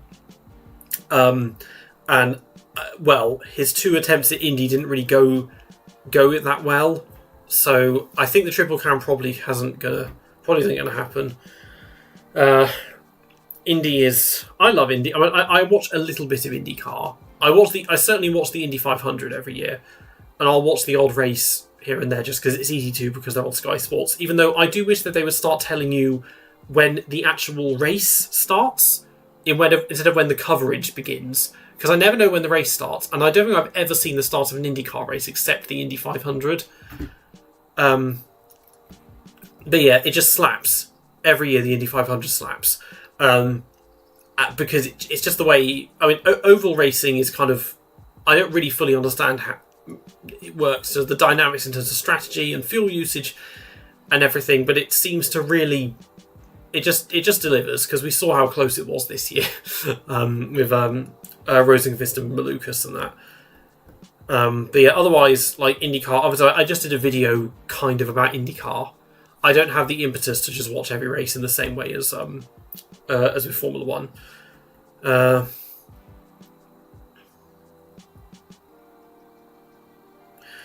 start of the season, everyone assumed Max, Lewis and Lando will all leave by the end, and now it looks like they'll stay for at least one more year. Yeah, well, they're all... Well, I mean, in Lewis's case, he's found his mojo again. Max is complaining, but Red Bull are sort of getting better at it. And it's less believable with Nando. I think, in general, a lot of drivers just don't really want to give this up. They just love it too much. And I imagine it as stressful and as exhausting and draining as it can be, I think they kind of love it. And they just don't know anything different when you've been doing it as long as they have, and also because when you're an athlete, you usually retire about 30 years before you would retire from any other job. So then you have to, even though you've got tons of money, you have to then try and work out what you're going to do for the rest of your life and the main bulk of your life as well. Because like Jackie Stewart, for example, it's been more than 50 years since he retired. his time in Formula 1, that was an 8-year period, and he's almost 90 years old. So it's only a tiny fraction of his life was actually spent driving cars. You have to find you have to be very good at finding ways to to entertain yourself and give yourself, you know, a role and a purpose, I think.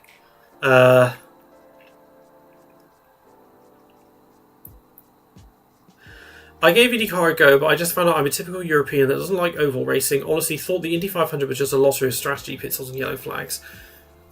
It is a bit, but then it also seems like it isn't at the same time. And this is what I don't understand, is that you'd think it'd be like NASCAR. It's just a slipstream battle, and if you're leading, you're basically the slowest car because you're the only person that doesn't have a slipstream or a tow. But the way you manage fuel, because they have to pit quite a bit for fuel, that seems to be a big factor in it. But it's also, I don't entirely understand the amount of practice that they do before the race. It's like, how much practice do you need to do 4 identical left-hand turns? Like, it can't be that hard to learn that, but also to get the car set up for that. So it's just, yeah, that feels a bit excessive. But IndyCar, they do road courses as well, so they do like normal circuits. It's not a lot of street circuits mostly, but you know, it's not just the ovals. Yeah, Formula 1 wouldn't do it because, I mean, I'm a bit funny about ovals in general because they are death traps. A lot of F1 drivers are not interested in the Indy 500 because of that and because they think it's just too dangerous as well, which I do understand. I mean, IndyCar deaths, there is still a like not impossible chance of them happening. Whereas with Formula 1, it would take like a truly freak accident for someone to die in a race.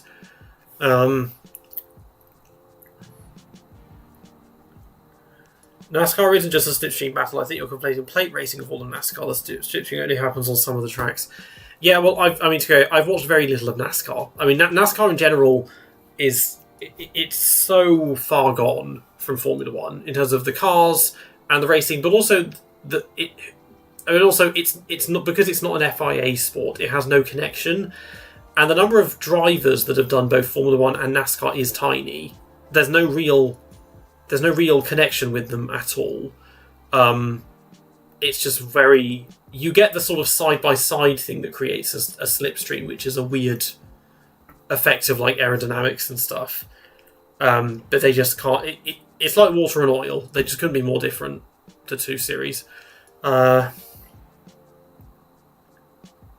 Road America is a very good circuit. It is, but if F1 tried to go there, they'd probably wreck the circuit because they'd have to change a lot of stuff in terms of infrastructure and safety and blah, blah, blah. Yeah, Road America is good fun. This is why I was a bit surprised when we found... I mean, COTA, fair enough, but then to do Miami and Vegas, it's like... America has quite a few circuits already. A lot of them we've raced on before, because there have been, 11 circuits in America that have hosted a Grand Prix? I mean, not all of them are still around, but they're not exactly short of circuits, and also fairly good circuits as well. Right, who is after... Alpine. Haas. Well, there was that... It was Ocon, wasn't it, on the first lap that was going through the gravel. He hit Behrman, and I think apparently he hit somebody else, but I missed it on the replay. But that wasn't brilliant, and then he spent a lot of the race just hanging around with Cadillac. And Behrman was just running by himself, P14. I mean, they started the season okay, and now they've just gone backwards, and now they're just kind of locked in the midfield in, like, kind of 8th fastest. So that was a pretty nondescript race from Haas, I would say.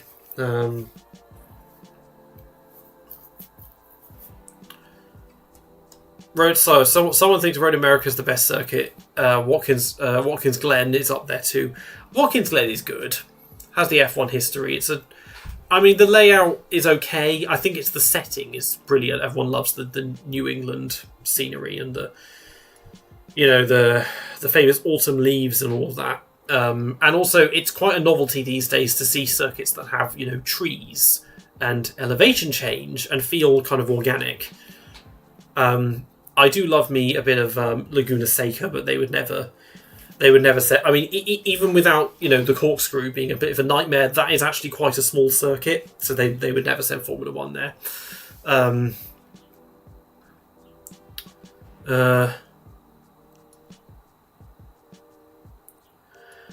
Regarding the billion practice session of Indy 500, I suspect the repetitiveness of the track is actually making it hard for drivers due to lack of focus.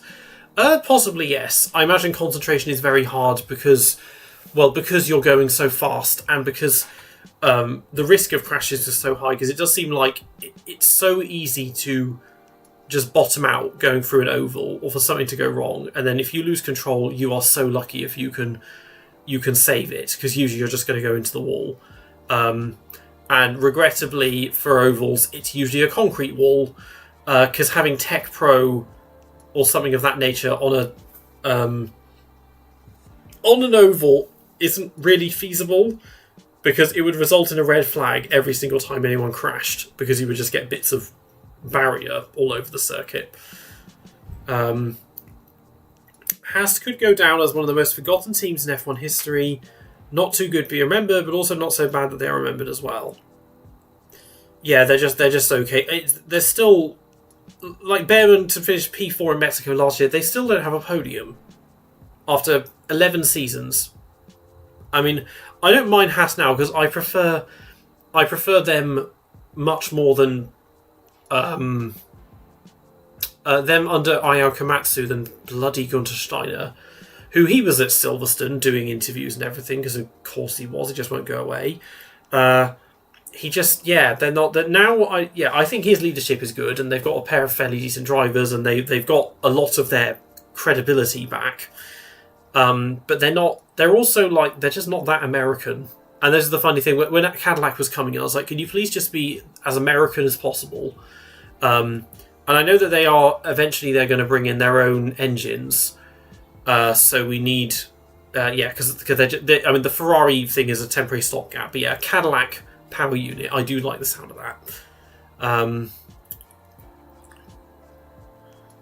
They have safer barriers as well. 2 walls with foam in between. Can't be destroyed, but it gives some way. Yeah, they need something because you get a lot of injuries at ovals. Toyota buy. Well, that's the thing. It's the Haas. You look at it now. It's basically Toyota Gazoo Racing, sponsored by Haas. So yeah, that's It's not. They're losing their identity, and that's hardly surprising. They need a big sponsor. Komatsu himself is Japanese, so it's a bit of a no-brainer. And what's his face? Ryo Hirakawa. He's with Alpine now, but he's done some driving with Haas. And he's just trying out every team. And I don't know with him if it's just that, like, if he has a lot of backing behind him, or what it is, or if it's just because he's done a couple of fairly good things in WEC. We just see him driving for everybody. And this guy in his mid-30s, who it's highly unlikely he'd ever get a race seat, but he's just always there doing FP1 sessions for everyone.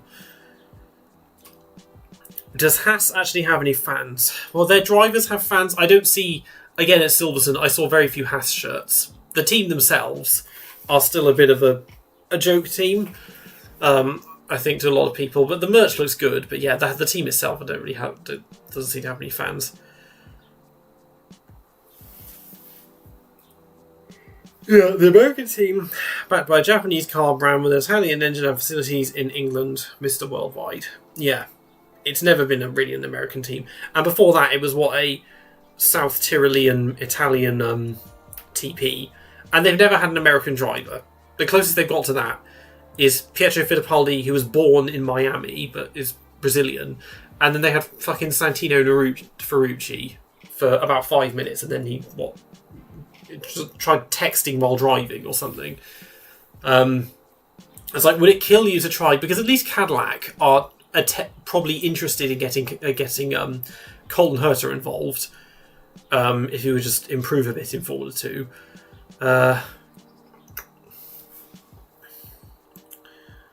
I agree. Haas should be a forgettable team for their results, but I feel like DTS has made enough of a meme for the casuals in good shiny years they'll be remembered. Yeah, I just wish Gunter would go away. He's just annoying. It's not funny. Wasn't a very good TP. Like, Netflix are obsessed with him now. And I mean, I watch DTS each year because I feel like I have to, but then I forget what happens almost immediately because you're just fast forwarding half of it because it's like, yeah, we know this is going to happen. You don't need like 10 minutes of slow motion reaction shots before the big thing happens. We all know what it is. I have not watched the Bathurst 1000. The only time I've watched the Bathurst 1000 is the clip of when Denny Holm had a heart attack and died mid-race. But Bathurst is a great circuit. I do love Bathurst. If it wasn't FIA Grade 3, I would say let's try that for the Australian Grand Prix just for Bants. Because, yeah, absolutely amazing circuit. I discovered it playing TOCA World Touring Cars like nearly 25 years ago now. And it's just because I have those long straights and then that sort of hill climb section. It's a really good, and it's properly like out in the bush as well. And I know that Liam Lawson did that little test there. He did that demonstration run, but you know, you're not going to. Yeah, it's not nearly big enough for Formula One. And we saw that Ralph Aaron broke his back or something, didn't he? This year, like if you crash, any crash in that part of the circuit is basically an instant red flag because it's just so narrow. And there's lots of blind bits, but it's got a lot of good. It's got a lot of good things going for it, but there are a lot of circuits where you don't really want F1 going there because F1 will kill the circuit because they'll have to change too much stuff. And the Nordschleife is a big example of that as well. Who is next? We did Haas. Oh, it's Williams. Yeah. So, well, Albon did nothing all weekend. Sainz, yeah, they changed the battery, didn't they? Or they changed one of the components, and so he got that grid penalty. He apparently is losing his patience, which does not surprise me, having gone from Ferrari to this. I'm losing my patience as well because I feel like they really should have improved by now. It's getting quite tiring. Just Williams not improving, even though you have to appreciate James Vowles' honesty. And being very transparent and upfront about the problems they have and what they're trying to do, but it's just not working. And I don't know what else needs to change because there were issues with the way that Frank was running the team and Claire because he had a very old-fashioned approach to running teams which works really well in the 80s and 90s, but not so much in the 21st century. It's like, okay, so you had entirely new owners in Doralton Capital, kept, most of the staff, but, new management, new approach. You would think that would help things because there are points where it's like, it can't get any worse than this, really, can it? But it's just not, maybe, I get that they are on the smaller side and they don't have as much money as some of the other teams, but it's just, they shouldn't be this bad. And I think especially, Albon, I don't really rate Albon that much. But with Sainz, he's a very good driver. His technical knowledge is so good, and you can see why they want to keep him for that. That it really is wasted, and it's obvious that he's aggrieved at being kicked out because I completely understand that Lewis is like the optics of having Lewis at Ferrari would have sealed it alone. But if Sainz was still there, his performances would probably be more or less the same as what Lewis has been doing, or possibly better. But now he knows that, again, there's no... Unless he wants to give Red Bull a go when Max quits, there's nowhere else for him to go that's better than here. And it's just, yeah, it's annoying. Do you think Williams' terrible pace comes from the redone chassis after the failed crash test, or was it already doomed before? I cannot say, because I don't know I don't know what they would or would not have had to have changed to then pass the crash test that would have affected like aerodynamics or anything.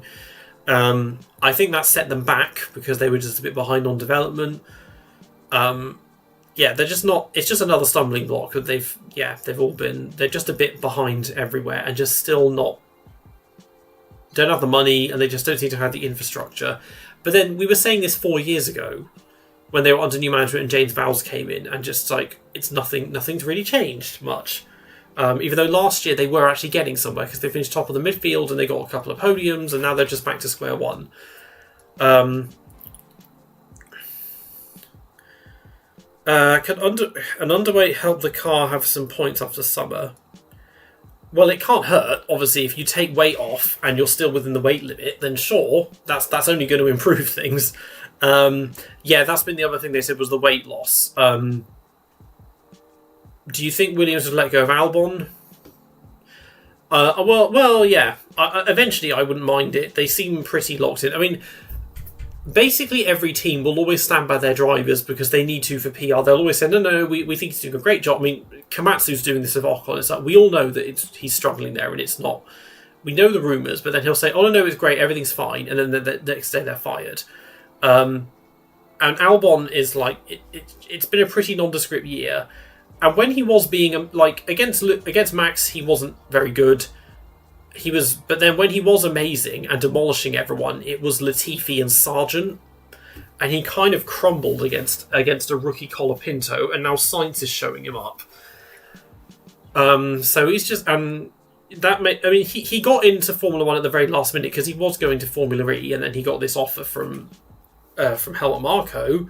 And before that, like, he'd been up there and competing a lot with like Lando and George and Charles and Max in the junior formulas, but never won a title in anything he competed in. So yeah, he's just kind of average. I'm not. Yeah, so if he does go, I'm not really going to miss him.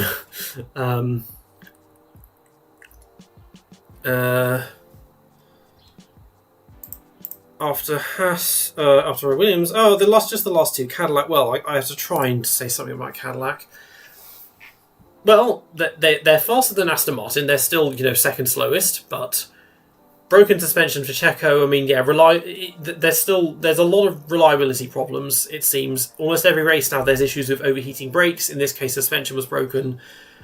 Bottas was there, he's slow. Bottas has just been slow in general. This Bottas just feels so forgettable as well, because, like, Checo is... His popularity in Latin America is enormous still, even though he did damage his reputation a lot in his years against Red Bull. Bottas, he's a bit of a meme. He's like an honorary...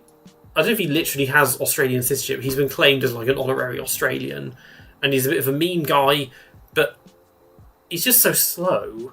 And even when he was at Mercedes, like, he had the racecraft of a lentil, even though his pace was reasonably good, and on qualifying, and credit to him, the qualifying gap between him and Lewis was very small. Like, Lewis is one of the best qualifiers there is, and Bottas was often very, very close to him and would sometimes beat him. The 4th of July livery in Silverstone was good. Yeah, I liked that. That was nice. But otherwise, it's just... I like that, compared to the 3 new teams of 16 years ago, things are going very well. And they have clearly, like with Haas 10 years ago, they're very well prepared for this, and they are busily getting themselves ready and going up. So yeah, they're doing good, and we'll see what they do in the future, I think. Saw a stat going around that Aston Martin further percentage-wise to pole and HRT. Yeah, well, that was probably me. I've been tweeting about that. I mean, so about Aston Martin, yeah, qualifying. Alonso's gap to pole this weekend was bigger than De La Rosa's in 2012. They've fallen off because they haven't done any upgrades. They've fallen off so much. I mean, at the beginning of the season, it was kind of okay. Miami, they were definitely faster than Cadillac. And they were kind of around Williams territory. They were very lucky to get a point in Monaco. But it is just a case of being patient and waiting for this upgrade. I'm sceptical that it will give them as much performance as they think it will. But we'll have to see, because it's just like, how could it be this bad? For a team that is not new, that in various guises has been around for a long time, has a fuck ton of money behind it, and one of the best drivers in the business, and then another driver. And just why is this how can it be this bad? This upgrade really needs to deliver for them. Have you seen V8 supercars? Only crash compilations. I don't really watch. Yeah, outside of Formula 1, I'll watch a tiny bit of Formula 2 and Formula 3 and the odd IndyCar race. And if I'm really bored, I'll just put on British touring cars on a Sunday afternoon or something. Sometimes I'll watch Frecker because you can just watch it for free on YouTube.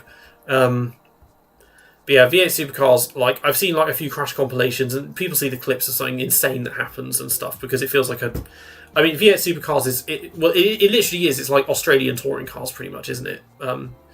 With an element of demolition derbies thrown in.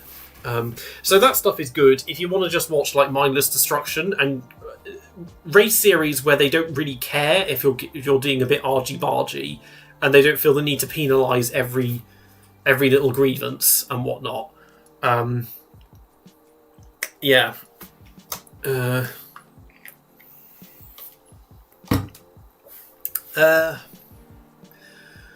well, covered all the teams. I mean, race overall was, I'd say, reasonably engaging. The yo-yo racing, we had a bit of that Kemmel straight. I mean, after Hamilton passed Piastri and then got immediately passed again, I was thinking, okay, at this point, everyone's learned, don't bother passing people at last source because they'll just pass you again at Les Combes. But otherwise, mostly fairly good race, I'd say, because the thing about Spa, it's going on rotation, which it shouldn't. As amazing as it is, it's been a while since we've seen a real scorcher of a race at Spa. It hasn't really given us a really, really good race in a long time. Today was fairly decent, all things considered. Although those virtual safety cars were very... if they would have just explained why they had them... Because we saw the first one, but the second one, there was no explanation of why is this virtual safety car here. And it's it's just long enough to allow both Ferraris to pit. Isn't that interesting? But let me think. So last year was the one where they delayed the start by over an hour because of rain. And then I think Max won the sprint. And then Piastri won the main race. 24 was when George won and then got disqualified. There wasn't much else going on in that race. 23 was just Max storming off into the lead. 22 was interesting because that was the one where loads of people got grid penalties and Max won from 14th, so that was an insane performance from him. 21 did not happen. I mean, that was very funny actually, that today, I think it was Simon Lazenby was saying that this is the first race at Spa where the pole city has won since 2021. It's you're not seriously counting that race, are you? And 2020, Lewis won. Nothing happened in that race. 2019 was the Leclerc winning. That race had a couple of... I mean, the duel for the front, I guess. But yeah, Leclerc's first win. But, that weekend was a bit...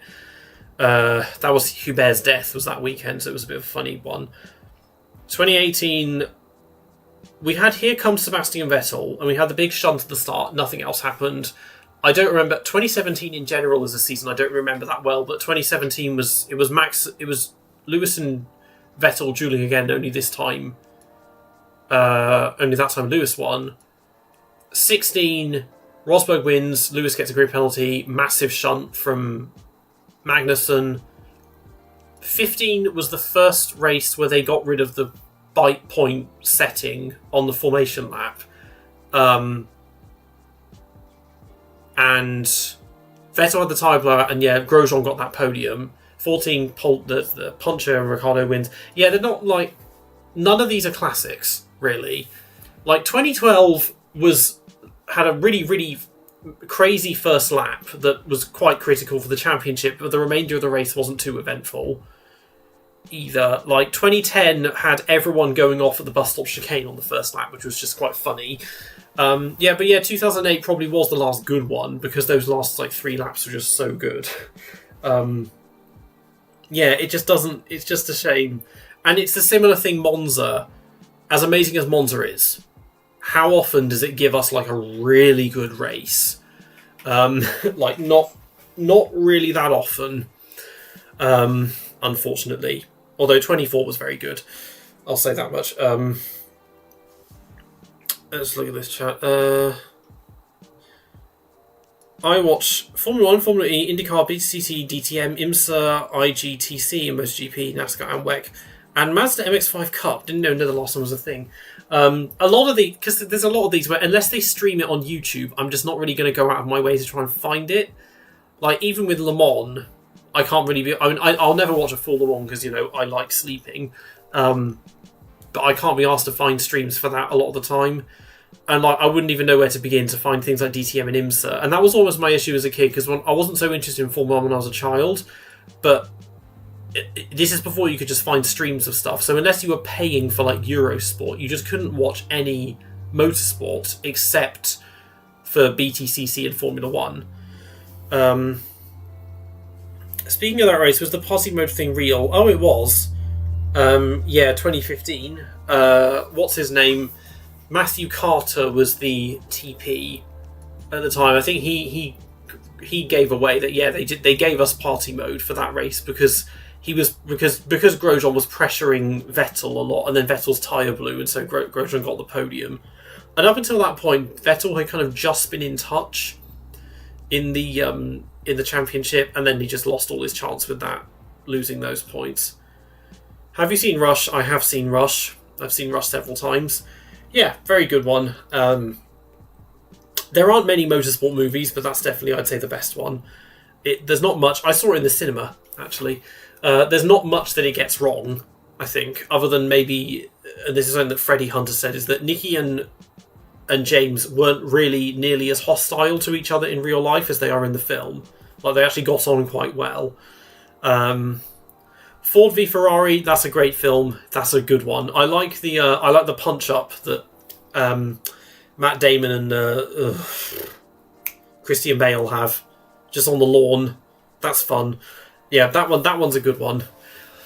I've seen Cars. I saw Cars like 6 months ago because I've never watched it. And I was like, I probably should see this because it's become a meme thing, because it seems like every F1 driver, like, my favourite movie's Cars. And I've never seen it, so I was like, I'll see Cars. And it's fine, it's good fun. I can't be asked with the sequel or the third or fourth or fifth, however many they've made of them now. They're all good. The original Grand Prix from 1966 is a treat. Yeah, the cinematography is excellent in that one, and it's really good for just getting authentic footage, like high-quality footage of 1960s races. Even though the storyline itself is very, very forgettable, and the acting and everything. I haven't seen the Gran Turismo film. I think I have it on... No, I don't have it on DVD. Yeah, I've seen the F1 movie. I saw it on the day it came out, and then did that review of it. It was literally just me. There were like 3 other people in the cinema, because I went there at like 3 o'clock on a Wednesday, so there wasn't going to be anyone in at that time to see the F1 movie. That film had lots of problems with plausibility and accuracy. Where can you see Grand Prix? It's actually on YouTube. The whole film is on YouTube, so yeah, you can just search it on there. There aren't many films that just end up on YouTube, but there are some that slip through the cracks, and you do get to see. Steve McQueen's Le Mans, have not seen that. Nor have I seen Days of Thunder. Haven't seen Driven. I mentioned before, I have seen Ford v Ferrari. I've seen Talladega Nights. Obviously, that's a comedy, but yeah, I've seen that. I've seen Herbie Fully Loaded with Lindsay Lohan. That's a racing film, I guess. You still have my review on Watch Later. Goodness me. Okay, well, my Watch Later, things are usually not on there for more than about 2 weeks because I've got YouTube running pretty much constantly in the background. So I get from my Watch Later pretty quickly. Do you know anything about football? Very little. Like, I was watching the World Cup until England got eliminated. But no, I don't watch the Premier League or any like club teams. So I don't know nearly enough to consider myself a football fan. Like, it is the World Cup final today. whether I will or won't watch it, probably not. I didn't watch the third place playoff. I didn't know it was going to be a 10-goal game. But also I was like, I don't care if we come third or fourth because it's not the final, which is where we're supposed to be. And then Tuchel decided to throw on a bunch of defenders and throw the game. Yeah, I just don't... I love the World Cup. I love the Euros. I can't be bothered with the Premier League and trying to keep up with like one club. Or even then trying to throw in like the FA Cup and the Champions League and stuff like that. It's too much. Turbo is a better IndyCar film than Driven is one. Isn't Turbo the one about the snail? Or something? Something like that. Yeah. Haven't seen that one. There's an old movie from the 50s called The Racer starring Kirk Douglas about 50s F1. Oh. I didn't know about that one, but I should probably see that. I'm told Driven is supposed to be quite bad. I haven't seen Days of Thunder. There needs to be more. I know that... because even documentary series, like the Senna documentary, obviously is good, but you watch it. I watched it at the time; it was amazing. You watch it back now, and it's like this is actually just kind of scratching the surface, and there's a lot of things that get skimmed over. That Brazilian Senna series on Netflix is excellent. Again, they try and paint Prost as the heel, but the casting's good, and it's quite engaging to watch. We need, I know that there's a fan... Isn't there a fan-made Schumacher series that's being made as well? And that looks That looks very good. I'm interested to see what that's going to be. But we haven't, we had the Schumacher documentary a few years ago, which was... It was weird, because it basically only covered the 90s. They skimmed over the noughties. And I was like, that's really weird. Because the 90s is when all his big controversies happened, and then you've skimmed over when he was, unstoppable. It was a very... And again, because it was made by his family, they tried to airbrush over a lot of stuff. But we need, I want, a proper good biopic about Schumacher. Or Fangio. One of those two, that would land. I have no doubt that Lewis will get one sometime in the future, long after he's retired. We need more like that, because Rush has shown that it can be done properly if you want to do it properly. Michelle Mouton needs a biopic. Yeah, that's an obvious one, like a high-profile woman in motorsport, and that would really bring her to a mainstream audience as well, because she's not... I only know who she is because of Josh Revel, but if you don't watch rallying, you're not really going to know who Michelle Mouton is. And so that would really get her name out there. She had a proper Hollywood movie about her. Zanardi, I don't think Zanardi's gonna get his own one. The problem I have with the documentaries is I can tell the bias. Yeah, the bias is fairly obvious when they're made by the family, or they need the approval of the family. I don't think Schumacher will ever get just representation. Yeah. It's also just... it's just such a weird situation with him. I get that there are going to be people that are oh, you can't demand to know what's actually going on with him and his prognosis and situation, but it's it's a private family matter. But at the same time, I feel like Carina owes something to his fans to just give us a little bit of information about how he's doing and that, because otherwise it basically feels like he's been dead for 13 years, to just be completely off the grid, no contact with the outside world, no not being told anything about what only being given vague mentions of what his health is actually like. And you just... Then I feel like the next time we hear anything is probably going to be when he dies. Yeah. Because you feel as well...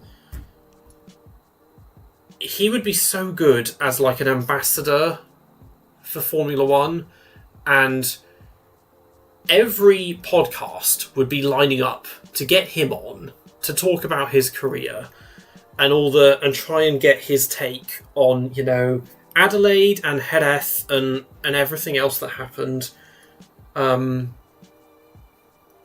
we've ended up being deprived of that. But I think I get, in one sense, she says it's about protecting him, and I get that if you start, you get throngs of paparazzi, and to be honest, I'm kind of surprised at that there haven't been people, because people know where he lives, that someone hasn't tried to snap a shot from a distance or whatever of his house and see if they can get a glance at him.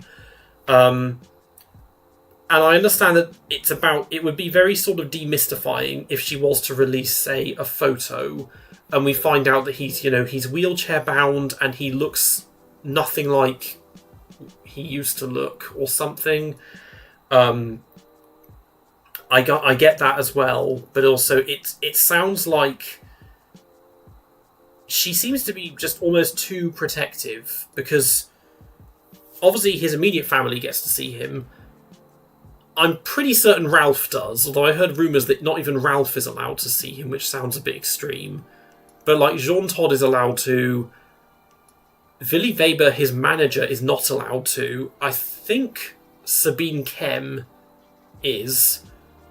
But like, I'm not sure about Ross Brawn. And like none of his teammates. Maybe Vettel does, because Vettel is so close with Mick. She keeps it really under lock and key. I know that at his daughter's wedding, I think there were rumours that he had attended, but basically it was like a private villa, and every guest had to surrender their cameras and phones and stuff like that. But yeah, I don't know. It is such a strange situation, and I think the media in general, because we forget that Mick was in Formula 1 for 2 years, they were very good at trying not to ask any questions about him, or anything like that. Yeah, I just wish the situation wasn't the way it is, really. I think if Michael didn't have the accident, Mick would be in F1 somewhere or another. Yeah, well, I mean that was a big thing is the fact that his relationship with Gunter and Ralph often felt the need to come to Mick's defence. With Michael's influence, he probably would have got himself a seat somewhere else, I think. And also just with Michael's general tutelage and instruction, he might have just been better anyway. What's the connection between Michael and Ross Brawn? Well, Ross Brawn was when he was the technical director, wasn't he, at Ferrari during the whole time there? He was part of the dream team with him, Jean Todt, Michael, Rory Byrne. I don't think I threw De Montezemolo in there. What do you think about Shane van Gisbergen? I don't really think anything about Shane van Gisbergen. What does he do? Is he V8 Supercars or DTM or something? I don't know. I know the name. I don't know what he does. Are you going to watch the upcoming Villeneuve movie? Well, I didn't know there was going to be a Villeneuve movie, but if there is, I shall watch it. Is that... Yeah. I didn't know there was... I mean, is that going to be one of these ones that's like a French-Canadian production, which is probably why I haven't heard of it? Or because if it's like a big film, then sure.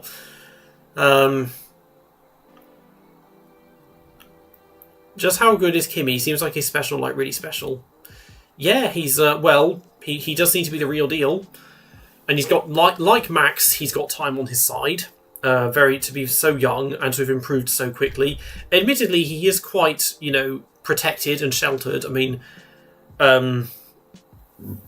Toto seems to have an unnaturally close relationship with him and always defends him. And I get, he's obviously supremely talented, but then he's one of these ones like Max that basically he's been groomed for this his entire life, because he started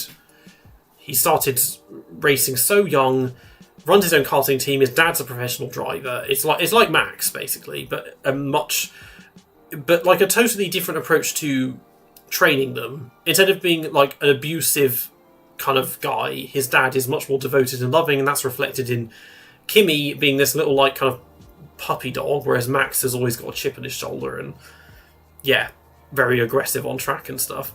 I wonder what Michael thinks about Mick driving an IndyCar now, considering he despised that series. Yeah, all I've seen of Mick, I mean, Mick this year in IndyCar, from what little I've seen, well, he's crashed a lot, but also he did kind of wreck the end of the Indy 500 a bit by getting in the way. The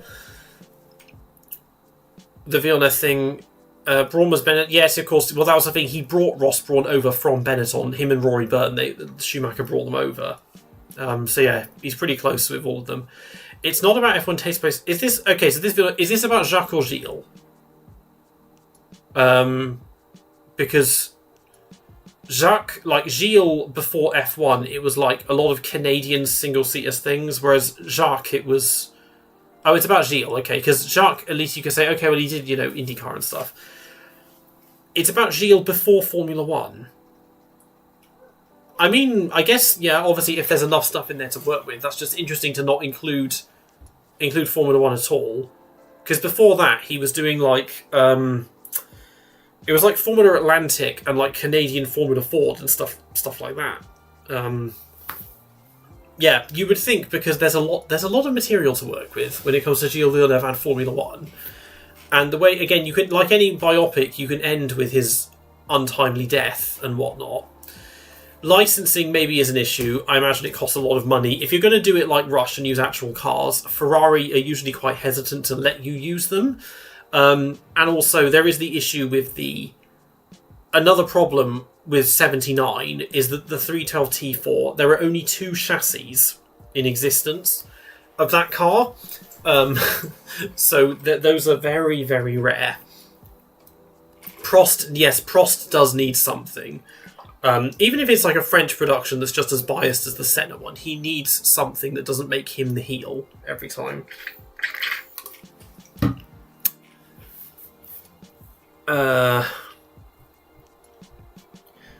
If they make a movie of Prost and Senna, would Bruno and Senna and Prost be the actors? Well, if they're any good at acting, yeah, but because they both look like they're like those two, they're two uncle and father. But if they can't act, then they can't really do it. The story of Jochen Mass on the set of Rush is so funny. I'm assuming they had him there as like a sort of they call like an authenticity advisor type thing, don't they? I don't know I don't know any stories, but yeah, I'm sure he made some jokes. Is there a movie about Rindt? I don't know of any. That one has potential, certainly. Yeah. Well,